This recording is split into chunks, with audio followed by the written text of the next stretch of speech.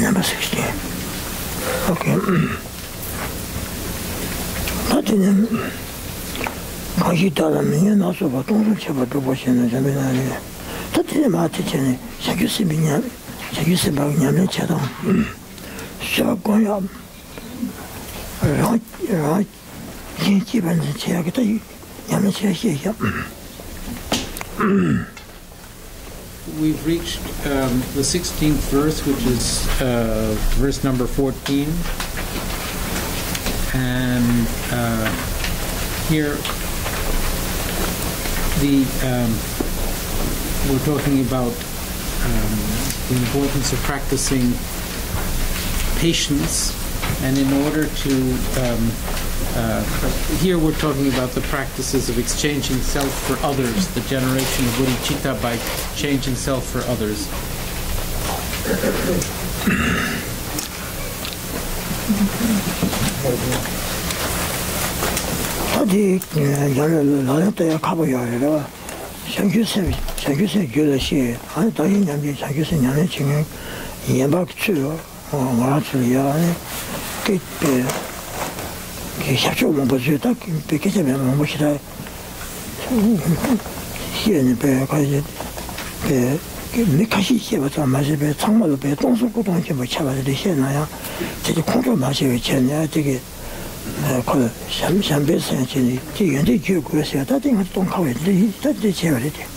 Now, practicing according to this is this method of generating bodhicitta is very difficult.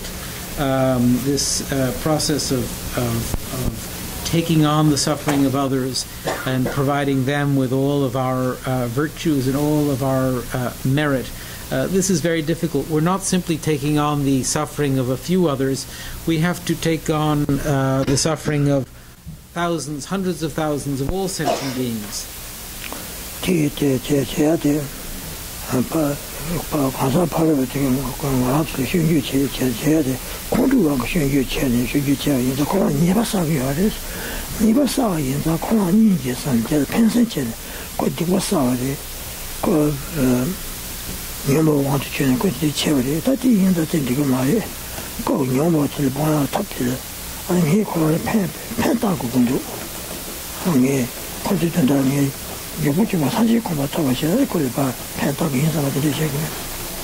So here this particular verse is referring to when someone speaks ill of us, at that point, instead of our reacting with anger, we should develop compassion. We should think of the suffering that that person will undergo as a result of their non-virtuous behavior. And then we should think that we are working, that our goal, our aspiration is to attain the highest enlightenment in order to benefit all sentient beings. And for that sake, we assume the difficulties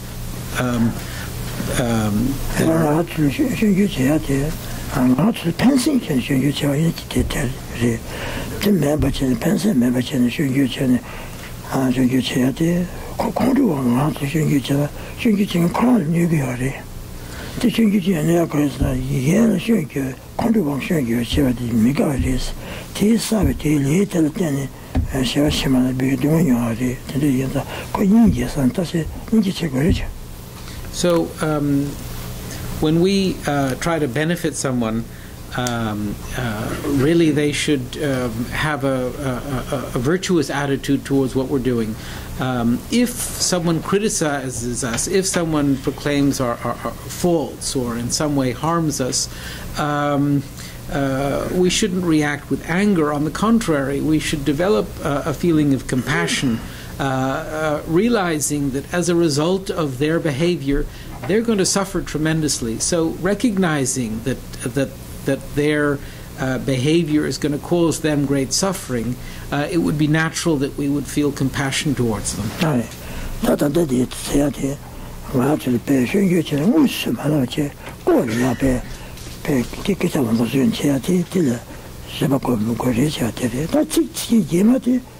The want to be Jimati Nalan, wish marathon pay, Rather don't on it, or rather Pecha, Petri, Sinki, so you shall tell ya, and Shabako Mukorisha.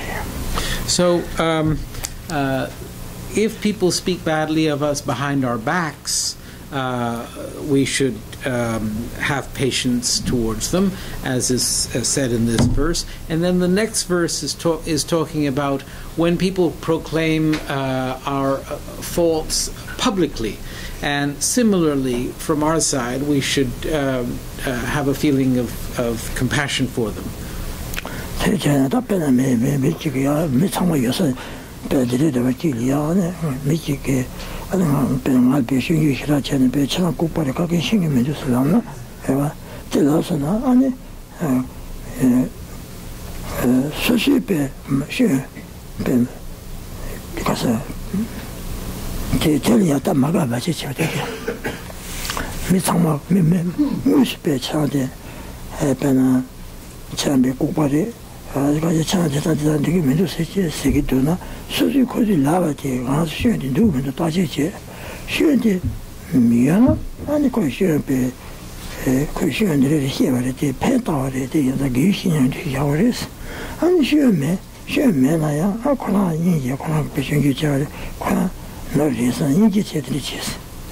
So, if someone publicly proclaims our faults, saying that we're stupid or whatever it is that they say, first of all, we should think about what they've said and see if there's truth to it.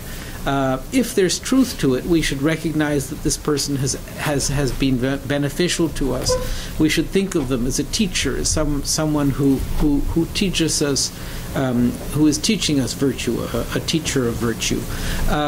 If upon scrutinizing we discover that what they've said is not true, then we would develop compassion towards them. We would instead of being angry, we should feel compassion for they're acting in this way.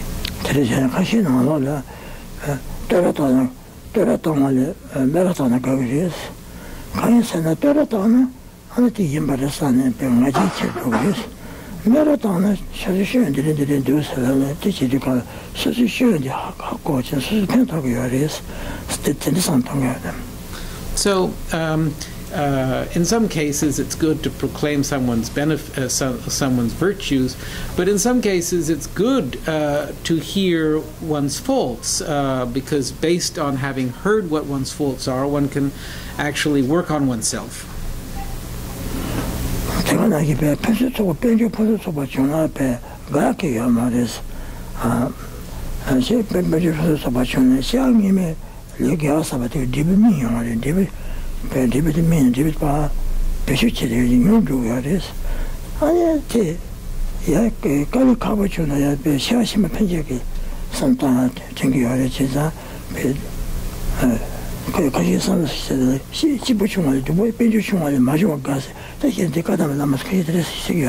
So we should think when someone is experiencing wealth or good fortune or something, we should remember that, or if we are experiencing wealth or good fortune or something, we should think that this is due to our having behaved in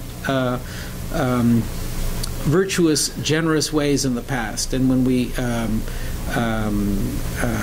act in, and when we experience difficulties, it is the result of our having engaged in non-virtuous behavior in the past. And if we think this is the way in which the Kadampa masters thought, this is what they taught, and this is the way they behaved, recognizing the difficulties that they experienced as being the result of their own past non-virtuous actions.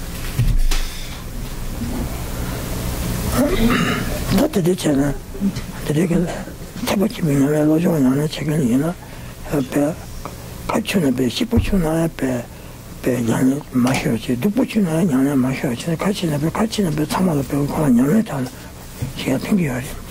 So if we encounter, if we are happy, if we encounter a good situation, we should practice according to that. If we encounter difficult situations, we should practice according to that. So whatever the situation that we encounter in life, we should use that in our practice.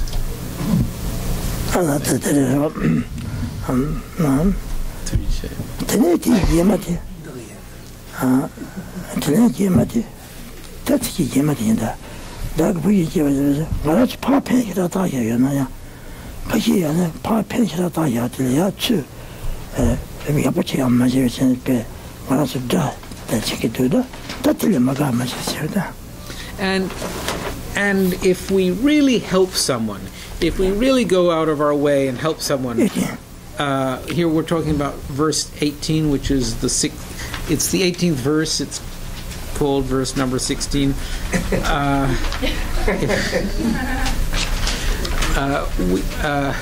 Even when we are really, if we really go about helping someone and they criticize us back, in that situation we should refrain from non-virtuous reactions.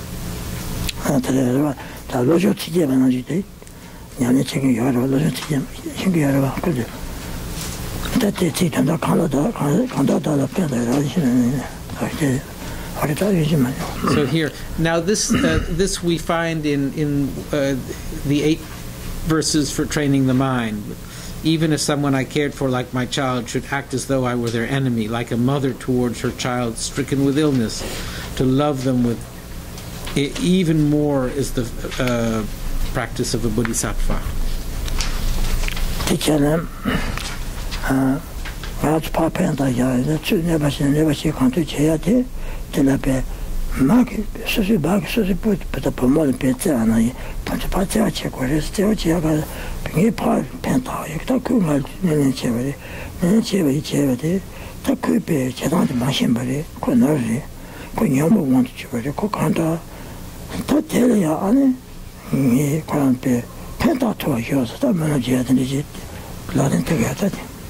So when someone whom we've benefited in some way reacts in a negative way towards us, we should, as this says, we should react, our reaction to that should be the way a mother would towards her sick child.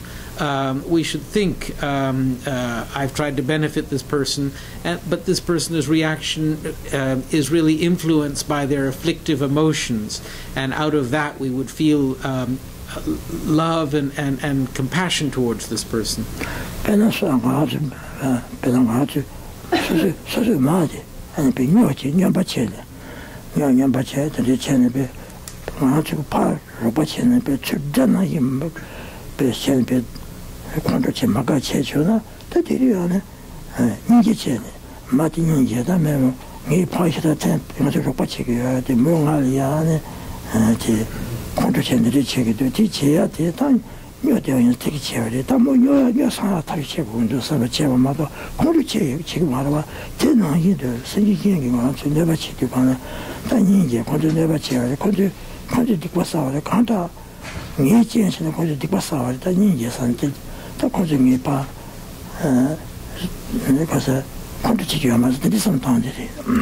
So if our own mother who has loved us and cared for us were to go crazy, and if we were to be helping our mother to the extent that we can, and if our mother were to react to our care, to our help in some negative fashion, we would feel, poor thing, she's acting under the influence of her craziness, and we would do all we could to help her. We would do all we could to provide her with the medication and with the care necessary.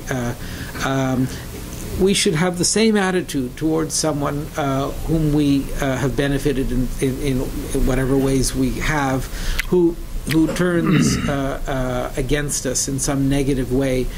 We should wish to help them out of their being overcome by these negative afflictions that prevent them from recognizing that we're helping and will ultimately cause them to suffer.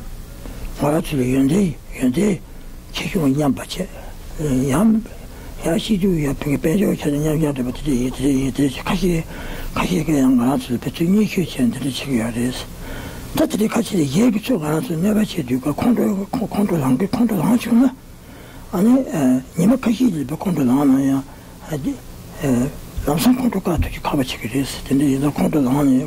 이마 가시도 콘도도 하잖아. 깝지를 알아. 내 치고 있는데 돼. 아주 콘도에서 매든 뒤에 싸놨다네. 다 콘도에서 뒤에 싸놨다네. 아니 뒤야 콘도랑 세 되게야 배 깡바고 바도체. 아니 배 차가는 거야. 디레 전에 차가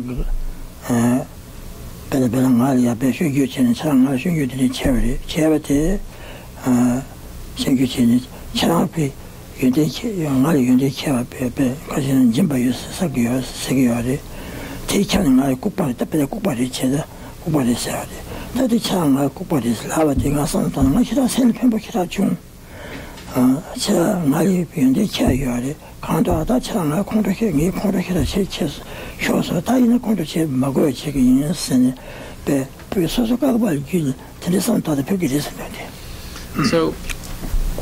here in this commentary by His Holiness, it talks about a way of dealing with someone who is some way accused us wrongly or gotten angry at us or in some way acted in a negative way towards us. The anger, once the anger is sort of diminished, if we can speak to that person and if we can say to them, you know, the way you behaved, I don't actually necessarily possess the negative qualities that you've discussed. However, the way you behaved was very helpful to me. It was very beneficial. And if you can say this in a calm way, and if you can even shake hands with the person, this can be very beneficial.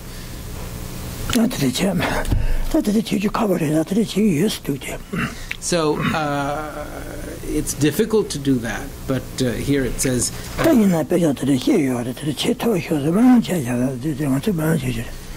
So it is. This is a very difficult thing to do, and so at our stage, what we can do is pray that we may be able to behave this way in the future.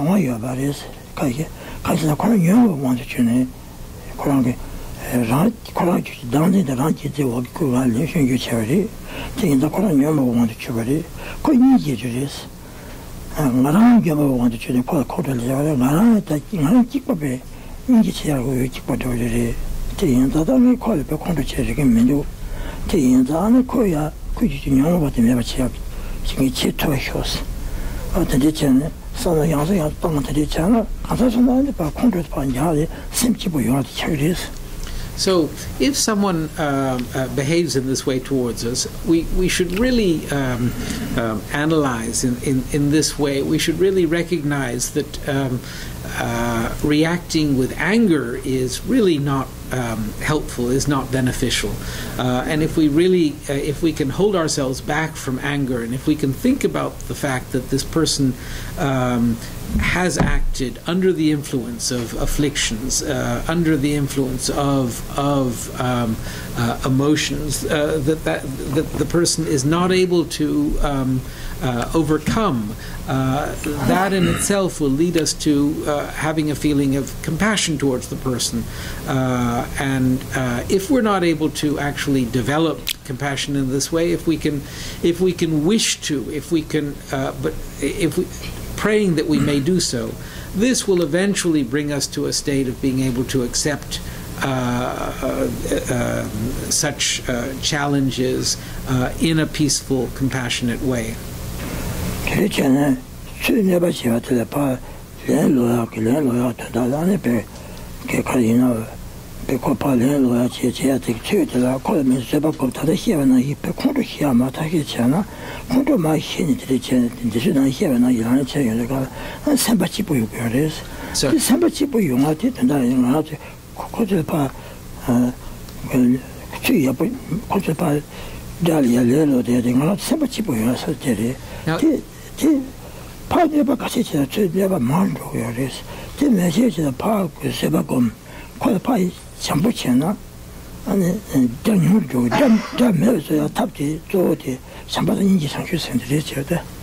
So if we behave this way, this will actually bring us happiness, and it will diminish our unhappiness.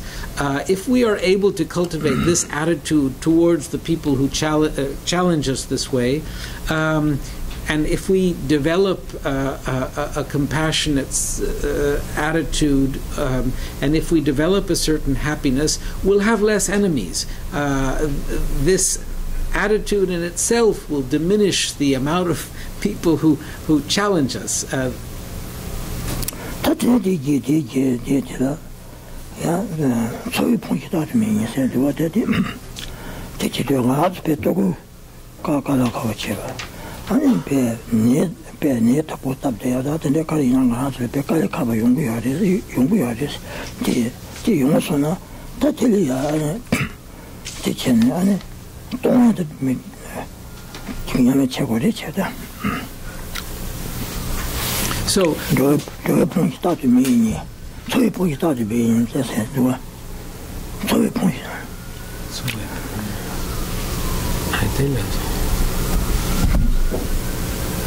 So okay, so now we're at 20. Even when I am made destitute, people constantly berate me and give illness and evil spirits strike me.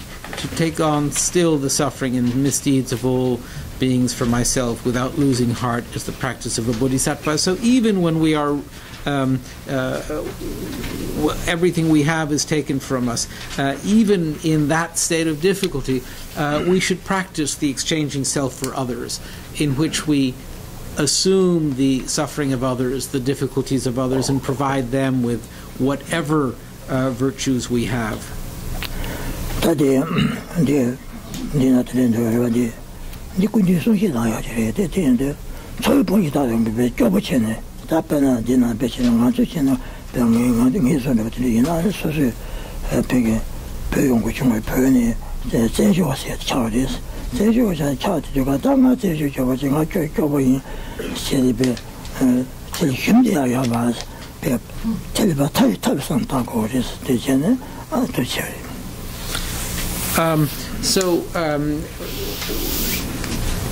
The difficulties that we can encounter, I mean, for example, as refugees, in my case, for example, having as a refugee, that refugees have come from Tibet,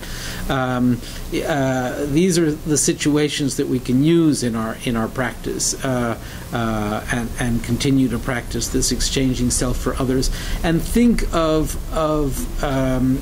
these as the methods by which we methods that we use in our practice.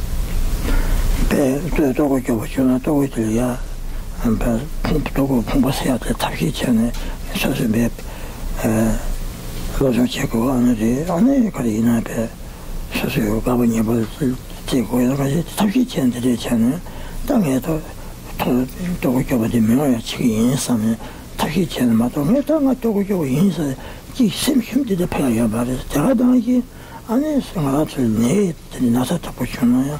당연히 나서 잡고 주는 소선들이 힘님 내가 다시 전에 암기된 아니 가인들이 전에 야 예발하고 채로세고 제가 드리진 다시 전에 말해나 아니도 시험을 내리 링하면서 도는 버리서는 아니 틀려 아니 동안 그때들이 예정이 되는 예상에 세계 먹고요. 지금 링에도 동이 멤버쇼 세계다들이 내가 대바쇼에서 동안이 뭐한테 지켜야 돼. So, if we find ourselves in a difficult situation, if we find ourselves destitute, if we find ourselves with nothing at all, if we find ourselves, we shouldn't get depressed by the situation. We should make use of it in the ways that have just been described, and we should work as best we can to reverse our situation in the same way that we would if we are sick. If we are sick, we don't simply say, "Oh, I'm sick. I'm the victim of this illness. There's nothing I can do about it." We take medicine and we work towards improving ourselves, recognizing in either case or in both cases that our situation is due to our own actions in past lives, but with that recognition, we still work towards turning our situation around in practical ways. And if we're not able to bring about a change in our situation by our efforts, we should recognize that that is also the result of our past actions, our karma, our non-virtuous acts of the past, and think of all the sentient beings who are experiencing similar suffering, and we should develop the wish that their suffering be assumed by us, and that we provide them with all that we have, so that whatever the situation is that we find ourselves in, we should make use of it in a practical matter in our practice. As we breathe in the right nostril, and we breathe in a sort of a blackness, imagining that we are taking on all the suffering experienced by all sentient beings. We breathe this in our right nostril, and at our hearts is the fire of self-cherishing, which is extinguished by this black smoke that comes in our right nostril. And as we breathe out white light, which is providing all sentient beings with whatever virtues we possess, and is taking to all sentient beings that happiness or whatever positivity that they wish for.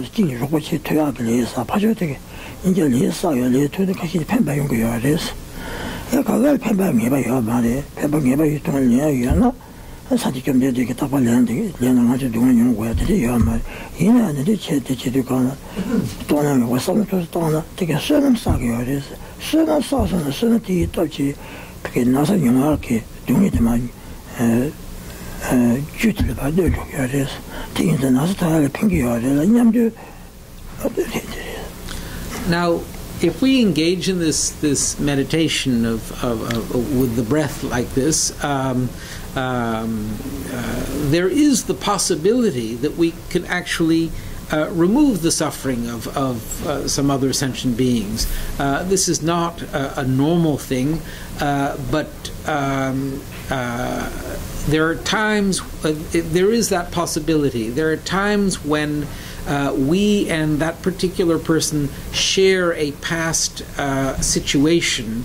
We have some sort of a karmic relationship with them, such that there was some kind of a relationship of support towards one another, so that our engaging in this practice now actually alleviates their suffering. So there is that possibility. However, nonetheless, we practice this, developing this attitude of wishing to assume the suffering of others, wishing to provide others with happiness, and that attitude on our part is a virtuous attitude. It is it's a good thing which will affect us in a positive way. This wish to assume the suffering of others will actually be a cause for our good health. It will bring about, as its result, an improvement in our health.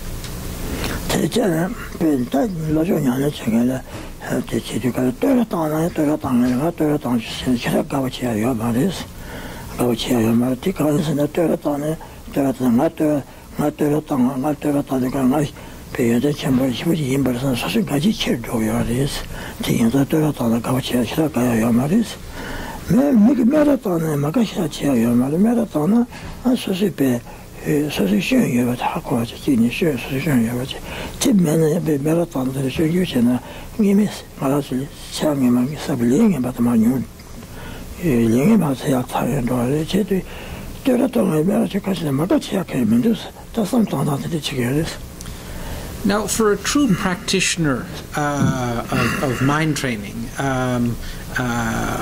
being praised would not be something desirable. The true practitioner of mind training would recognize that people speaking well of one, people praising one, will only increase one's sense of pride and will be harmful to one's spiritual evolution. So the true practitioner would appreciate being criticized, because it is through being criticized that one's flaws, one's faults are pointed out to one. And it is by having those faults pointed out that we recognize what it is that we have to work on. So the true spiritual practitioner wishes for the opportunity to improve himself or herself, to develop patience, and to work on himself.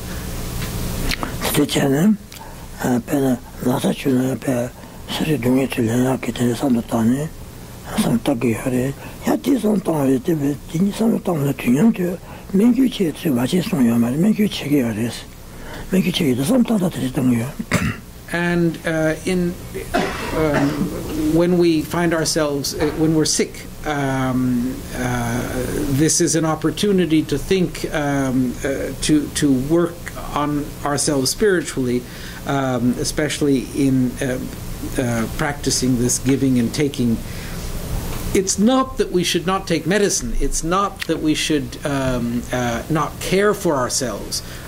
We should do both. We should use the situation of being sick in this skillful way to work on our minds, but we should also care for ourselves and take our medication.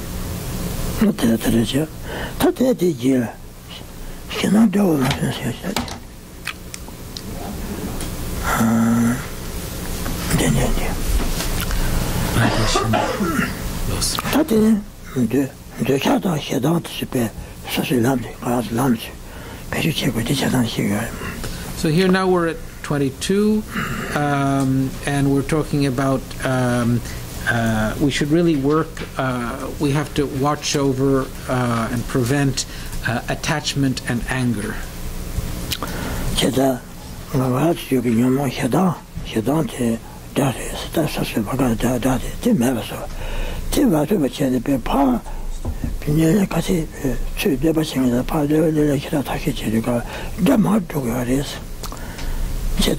da members are taking the damn one to this. In the Datly, sausage, Rajuk, you that members and so that members question this. So here, I'm sorry, 22, I mean the 22nd verse, which has got number 20 written by it. In respect to anger, if we try to subdue all of our enemies, if we try to fight against our enemies, the number of enemies will only increase. If we recognize that the real enemy is within ourselves, the real enemies are our afflictions, and we work at fighting them, then the amount of enemies outside will diminish.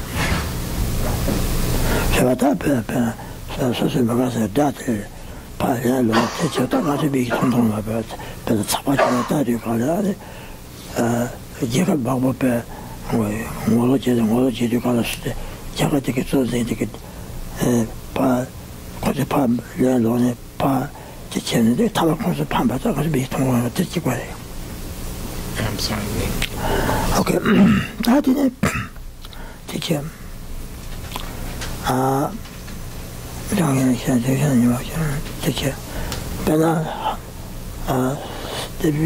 Just heard such a summer of go up to your mothers.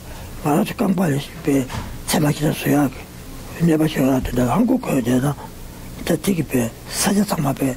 But I had a secret cigarette. Tell you to Suzuki had on the you're not to never see your arm. Don't never see what you can do. Now, the example is given of the surface of the earth being full of pointy things that will hurt our feet if we walk around, and it would be very difficult, if not impossible, to smooth out the surface of the earth so that we don't have discomfort while walking. Instead, if we simply put a piece of leather on the bottom of our feet, we protect our feet and we can walk wherever we want. This is the example given for the importance of working on ourselves. We should work at taming the enemies that we have within, our anger and our afflictive emotions or our afflictions. If we work on them, we will find that our outer enemies will diminish.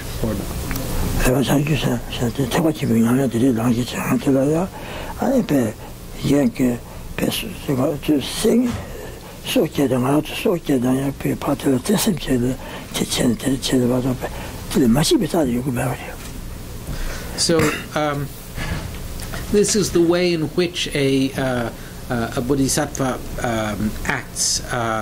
The bodhisattva acts by accepting the difficulties he or she encounters. No one is going to be able to find themselves without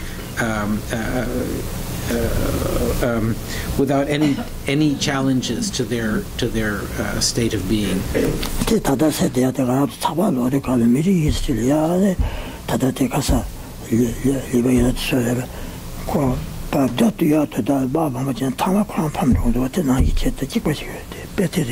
So, in the same way, if we read the newspaper and we look at the problems that are happening between countries, we look at the problems happening in the Middle East, in Libya, all of the fighting that goes on seems to only conjure up more fighting.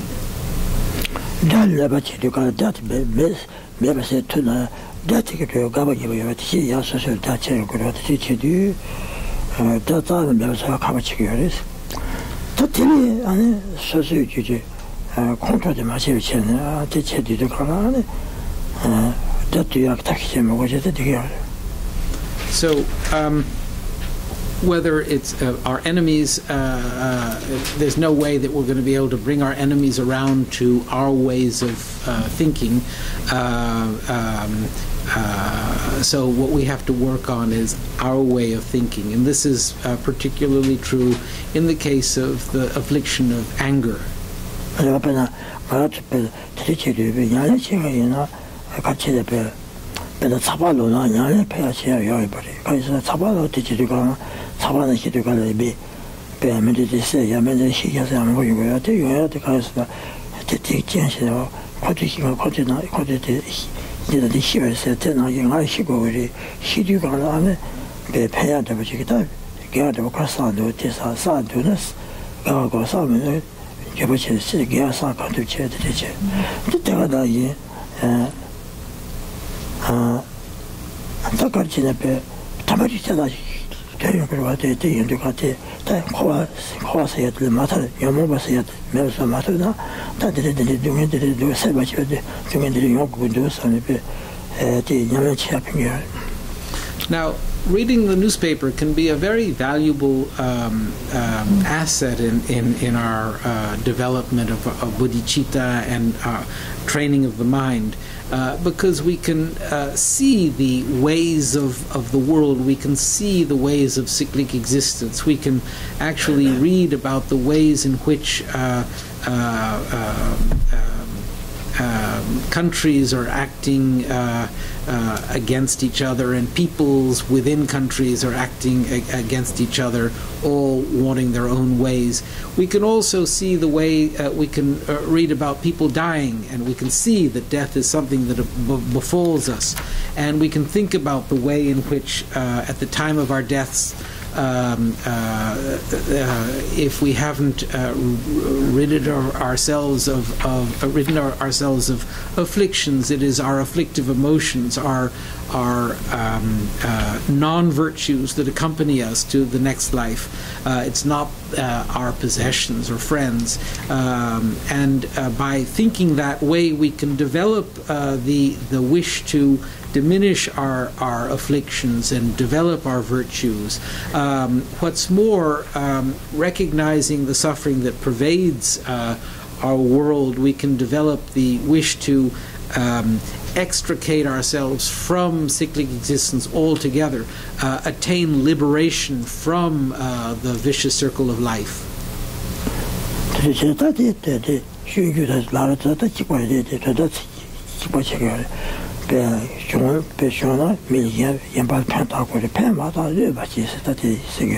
And here, the essential meaning of what we are studying is the same as what we find in Lam Rim or in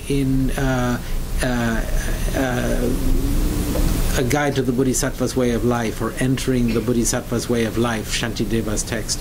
And essentially what we're talking about is developing the ability to, or the commitment, or the attitude wishing to help others, and if that is not possible, to at least refrain from harming others.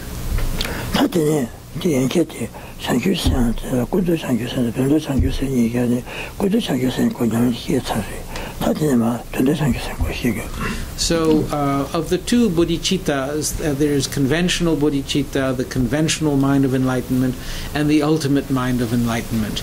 Up to now, we've been discussing the conventional mind of enlightenment, and from here starts the ultimate mind of enlightenment, or ultimate bodhicitta.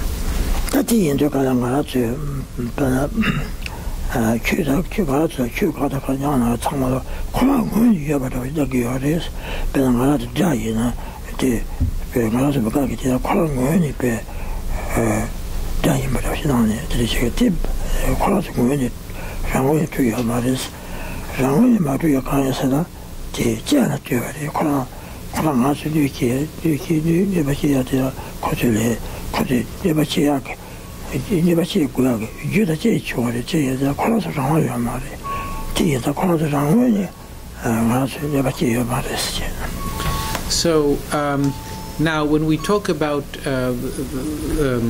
this ultimate bodhicitta in respect to our situation of being confronted by an enemy, now when we find ourselves before an enemy, that person who wishes harm on us, we see as being there is an independent or inherent quality of enemy in that person. That person seems to inherently be an enemy. However, that really isn't the case. If we analyze, we can see that that person's animosity, that negative attitude that the person has on us, is the result of causes. And in that it is caused, in that the enemy is caused, the enemy is born, the enemy comes about due to a series of causes, and his status as an enemy, his attitude towards us, this negative attitude, is caused. All of these causal qualities to the enemy are indications that the enemy is not an inherently existent enemy.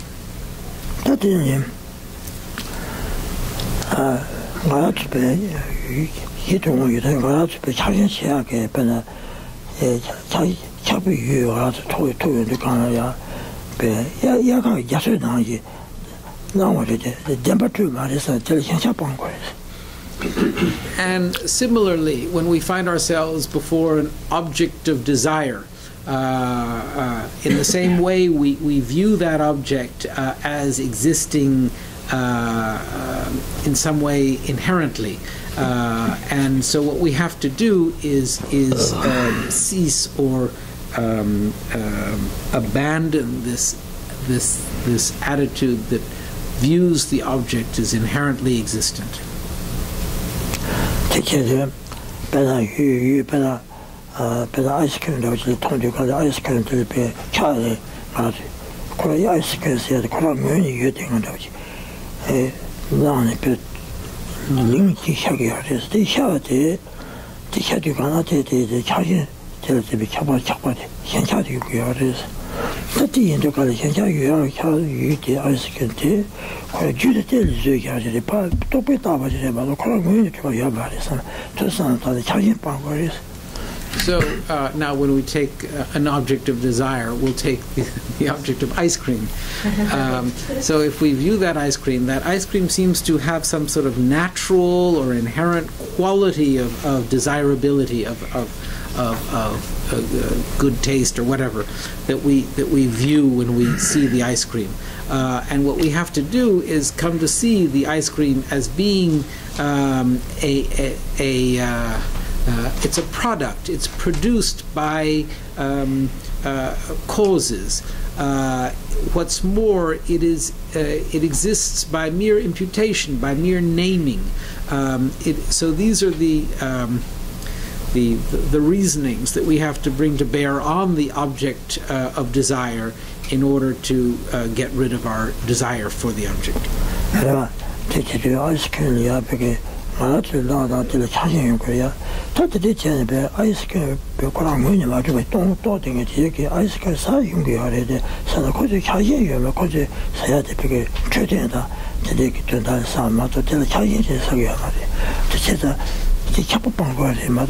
Ice cream, ice cream, so what we have to work at is diminishing, or not diminishing, but abandoning our desire for the ice cream. It's perfectly possible to eat ice cream without desire. For example, for good health.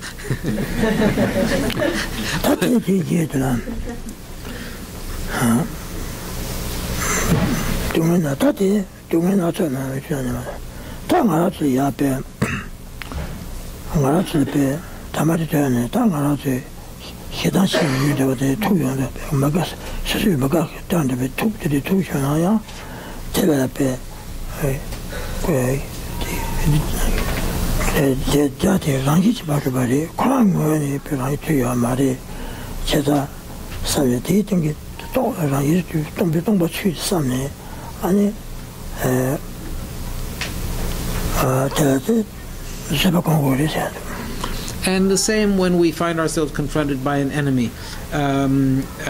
We should think that the person who is challenging us does not exist in any inherent way, and that the person is empty of any inherent existence. It is that added, and by doing that, we will diminish the anger that we would feel towards the challenged.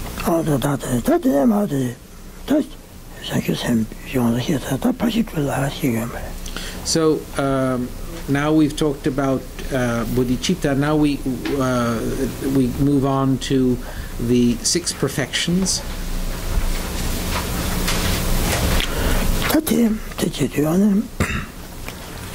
This is the verse 25, which is the 27th verse.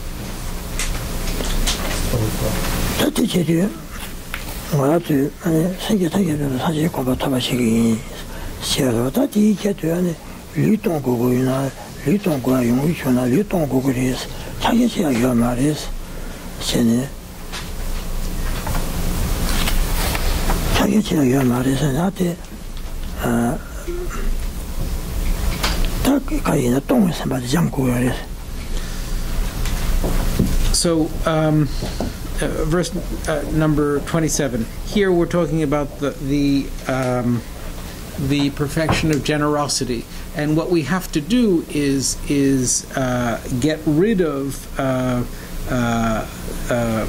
We have to counter our desires or counter attachment and develop giving, the spirit of giving.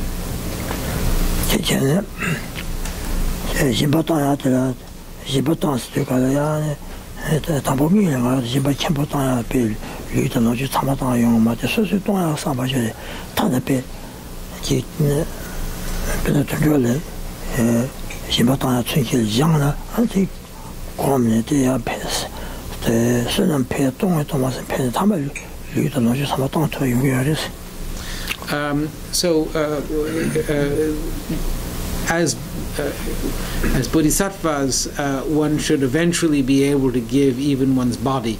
Now, this is not something that we're able to do at that is to say, even sacrifice our own bodies for others. At our stage, that is impossible. So we start by developing generosity in a small way, and by giving to animals, for example, slowly but steadily through the practice of giving, we can get better at it and be able to give more and more generously.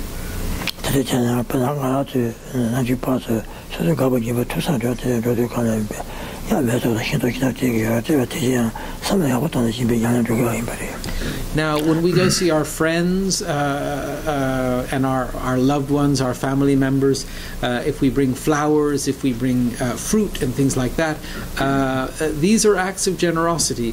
And if we think in the right way, these can be incorporated into our practice, developing the perfection of generosity.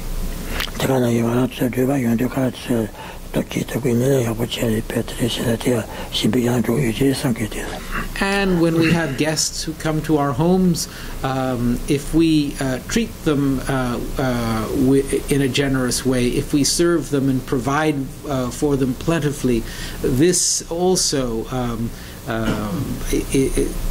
is part of our practice of generosity.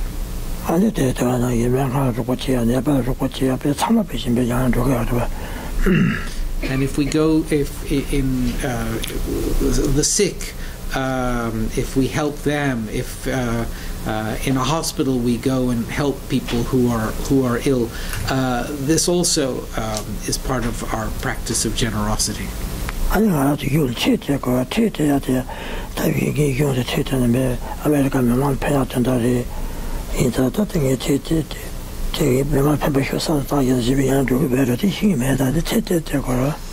And when we pay our taxes, if we can really think that I'm giving this in order to benefit all the people of the United States of America, if we are able to conjure up that attitude when we give, I think that would also be an act of the development of the perfection of generosity. I'm not quite sure, but I think so.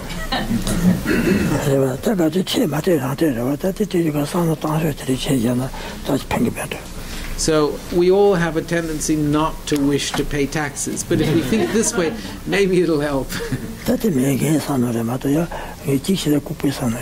So this is my thought. Maybe you'll think that this is the thought of a crazy man.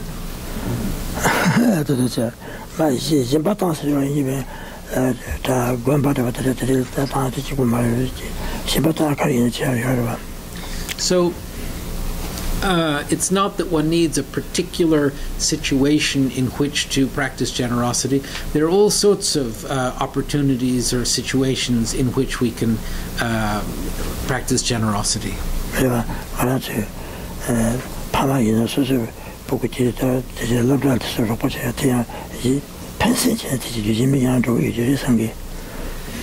And if, as a parent, we are working at providing our child or children with an education, if we do so with a real wish to benefit the child, then I think that this is an act of generosity of this sort.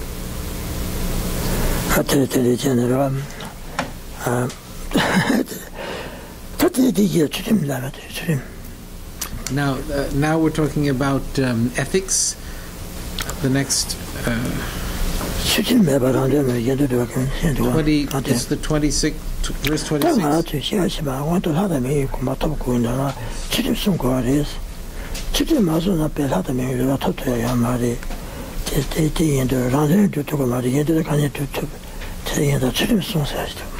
So this verse, we wish to take rebirth as a human being or as in the God realms.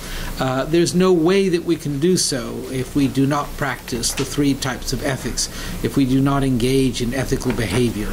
So it's very important that we act ethically.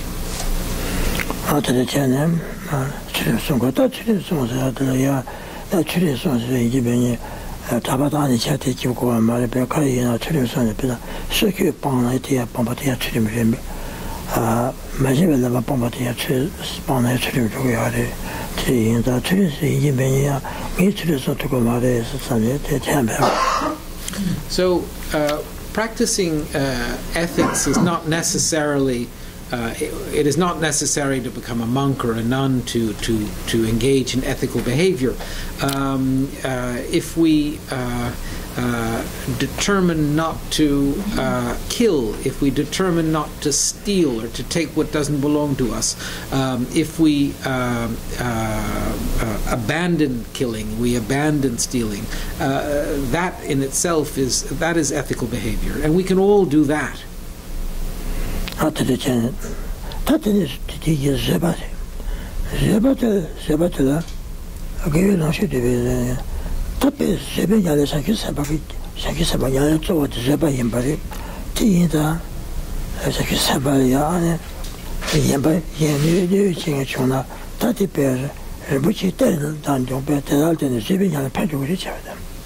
Here, so now we're at 27, the 29th verse, which is the practice of patience.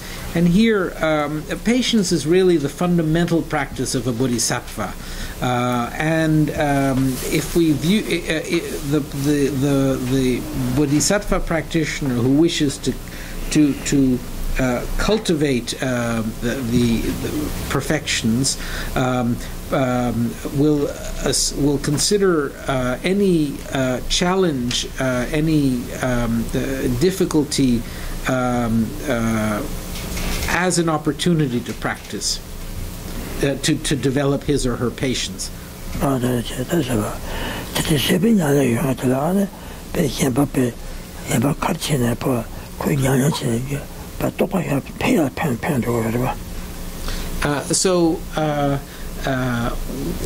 Whatever challenges that practitioner will actually augment that person's, will benefit the practitioner. The challenges to that practitioner will actually be beneficial to the practitioner.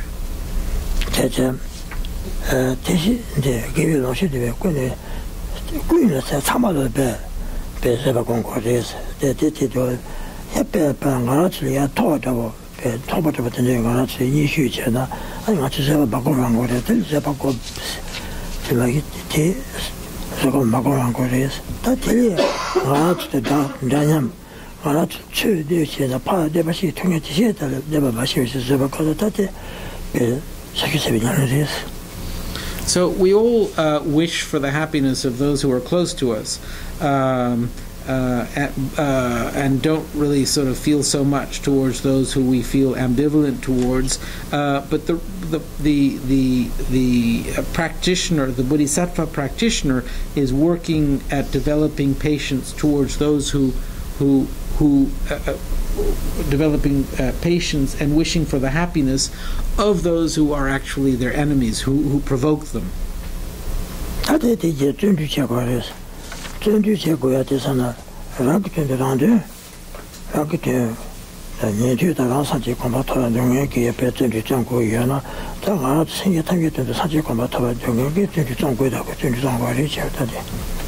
So now we're at the 28th verse, or verse 28, which is the 30th verse, and here we're talking about the perfection of perseverance.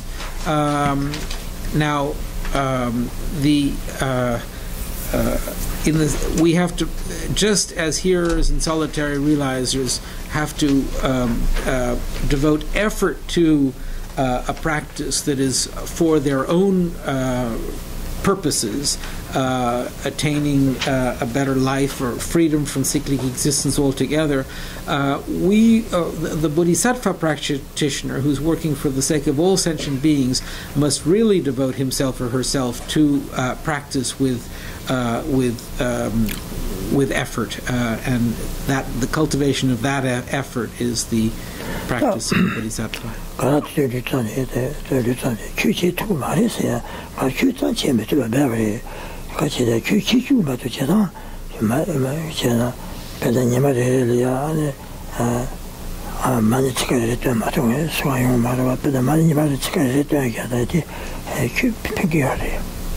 So what we're working at developing effort in is our practice of Dharma, of Buddhism. Now, there is no one can look at their situation and say, I cannot devote any effort to my practice whatsoever. Anyone can at least repeat the Om Mani Padme Hum once, and that repetition of Om Mani Padme Hum is beneficial.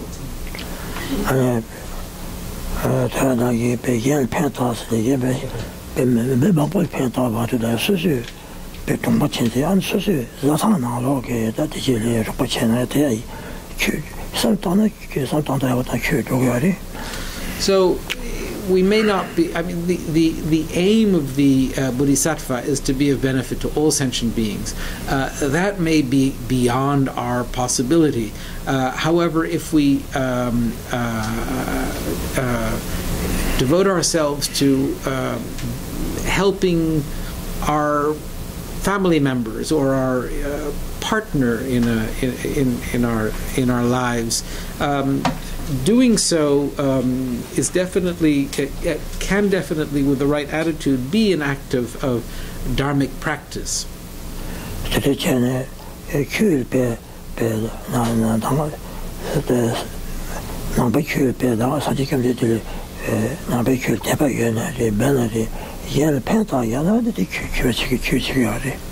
Actually, whether or not we believe in the Buddhist Dharma, if we act in a way that benefits others, that in itself is an act of Dharma.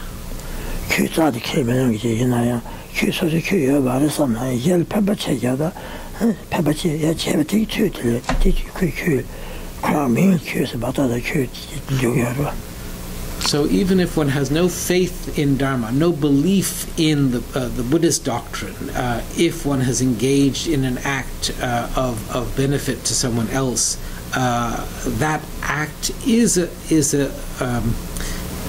dharmic act.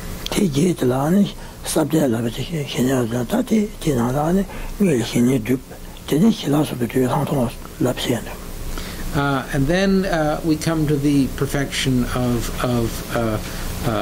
concentration, and here what one has to do is initially develop calm abiding, and then integrate it with special insight. That is the practice we have to engage.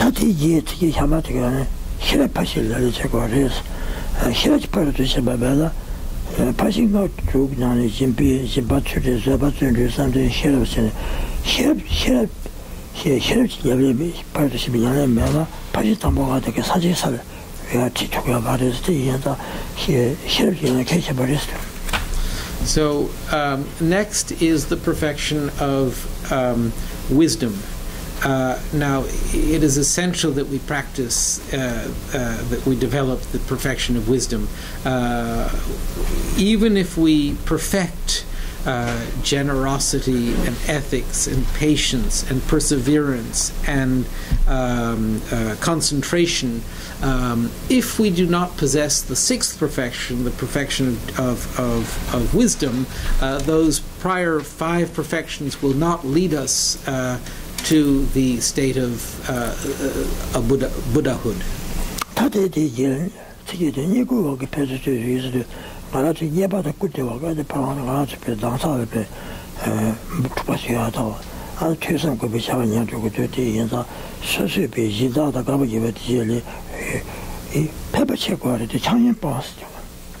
So in our practice, as we proceed along our practice, we should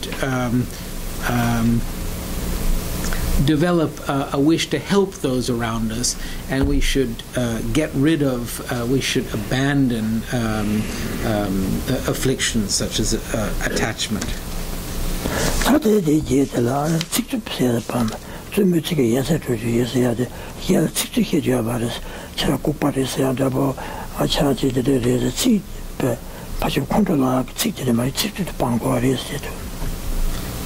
Which verse is this?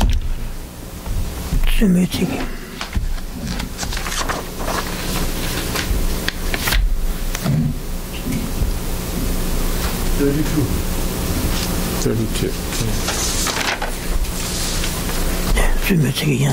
36, sorry. Harsh words disturb the mind of others and cause Bodhisattva's activity to diminish. Therefore, to abandon harsh... Sorry, 34, sorry. 34. Therefore, to abandon harsh words that are unpleasant to others is the practice of a Bodhisattva. So we must refrain from harsh words.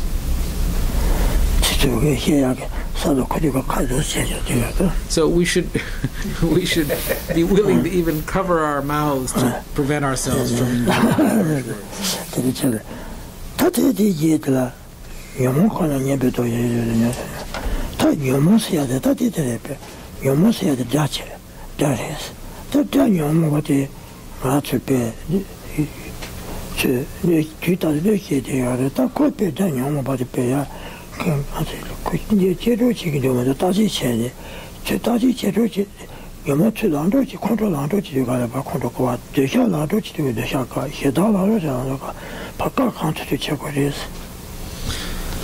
So this 35th verse, 37th verse, called 35,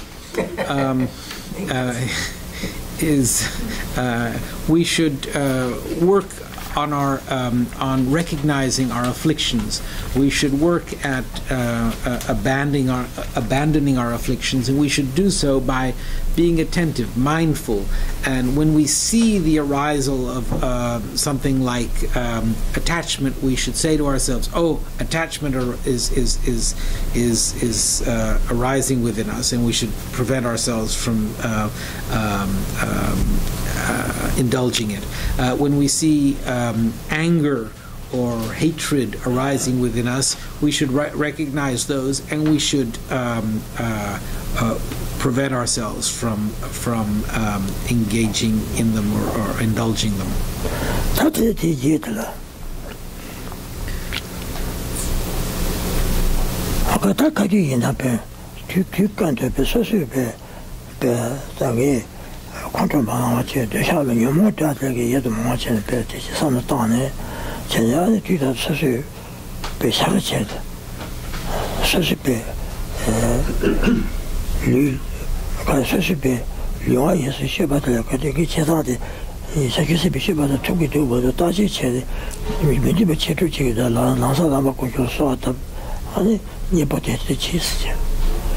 So in short, in whatever you are doing, to always with mindfulness and attentiveness ask yourself, what is the state of my mind, and accomplish the benefit of others in the practice of the practice of a bodhisattva. So we should watch our minds, and whenever we engage in a non-virtuous tendency, hold ourselves back, and when we engage in a virtuous tendency.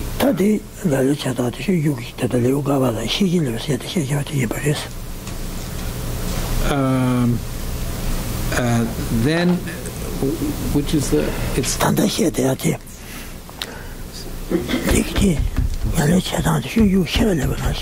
so in the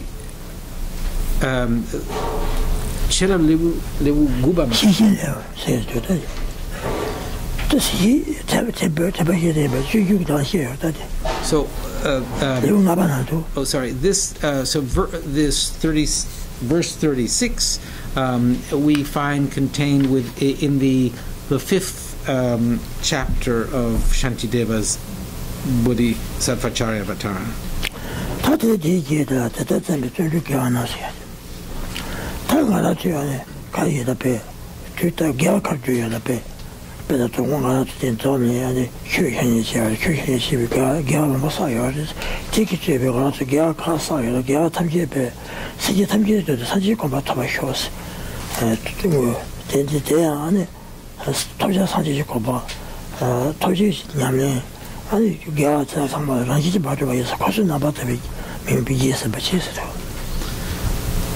So then we should, we were at verse 37, the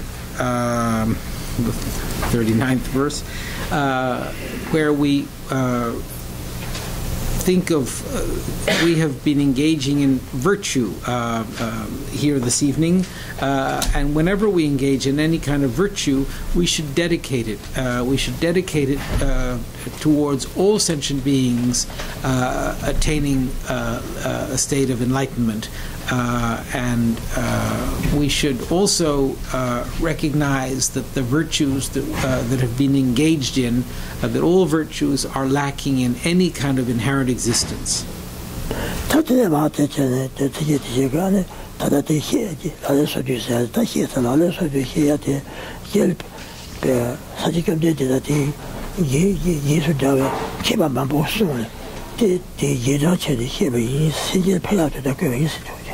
And here the author is saying that he is engaged in this composition for the sake of others, that his purpose in doing so was to benefit sentient beings.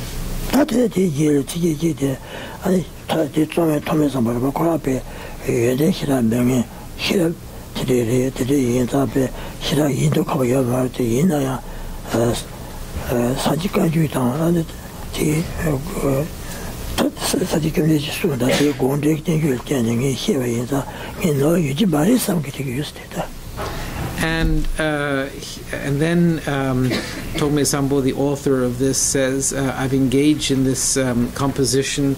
I'm not a very qualified master. I'm not someone with all sorts of great qualities and qualifications. I've done this to benefit others, and I do not believe that I've made any mistakes.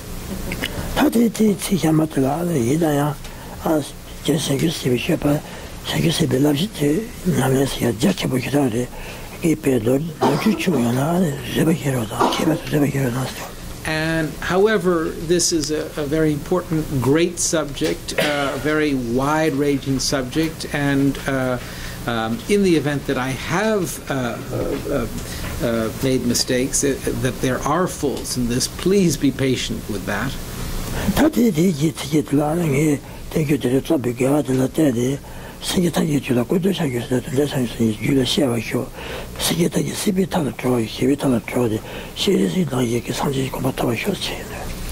And then he states, may all sentient beings attain conventional and ultimate bodhicitta.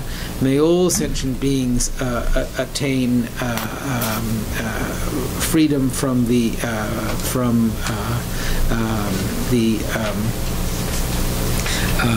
limitations of cyclic existence. Okay, that is just also the PG, Saki Jessica, here, the line here, now Mambashi, here, Yari, that's it. So that completes this particular text on the 37 practices of a bodhisattva. The subject matter contained here, just like Lamrim, is something that one can devote months and months to studying, and it can also be gone over in an hour, but this completes this text.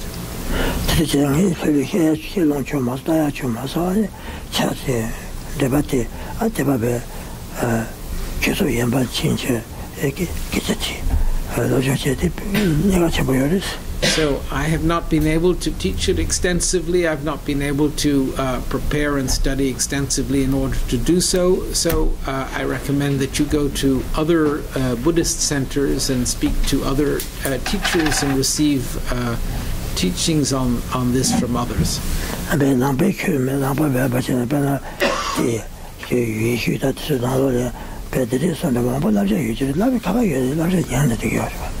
Now, I'm sure that in addition to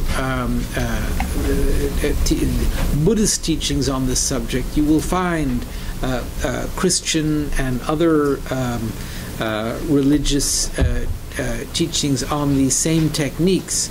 And whatever the religion, do study these techniques for training the mind that are covered in these 37 practices.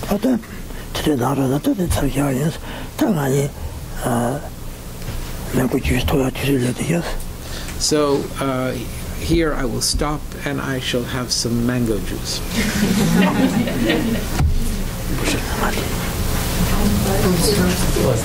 Fully carbonated with countless sun rays upon the joy, wearing a black top knot, the one that keeps the flow.